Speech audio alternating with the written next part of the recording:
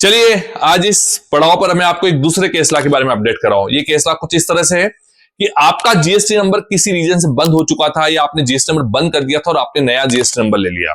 अब यहाँ पे नए जीएसटी नंबर लेने से क्या हुआ कि जो सेलर वाली पार्टियां थी, मतलब जिससे आप माल खरीदते थे, वो आपके पुराने जीएसटी नंबर पर ही माल सेल करते रहे और आप उसकी जो इनपुट टैक्स क्रेडिट थी वो आप नए जीएसटी पर लेते रहे, क्योंकि वहां पर पहले पोर्टल पे ऐसा मैकेनिज्म नहीं था कि आपका जो जीएसटी नंबर इनएक्टिव है, यदि कोई सेलर पार्टी उस इनएक्टिव नंबर के जीएसटी नंबर को डालती थी तो भी जीएसटीआर 1 वहां पर फाइल हो जाता था। लेकिन अभी प्रेजेंट में ऐसा सिनेरियो है कि यदि आप इनएक्टिव जीएसटी नंबर की आप सेल चढ़ाते हैं तो वो इनएक्टिव दिखा देता है, लेकिन पहले ऐसा मैकेनिज्म नहीं था।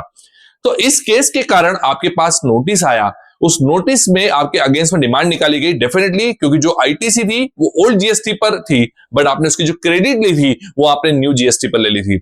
तो इस तरह के केस लॉ के लिए एसएससी ने हाई कोर्ट में चैलेंज करा और हाई कोर्ट में एसएससी की जीत हुई, क्योंकि वहां पर उसने सेक्शन 16 सबसेक्शन 2 की सारी कंडीशन फुलफिल करी थी और यहां पर उसने किसी प्रकार के रेवेन्यू की चोरी नहीं करी थी। डेफिनेटली एसएससी की वहां जीत हुई, डिपार्टमेंट से वो हार गया था, एसएससी वहां जीता।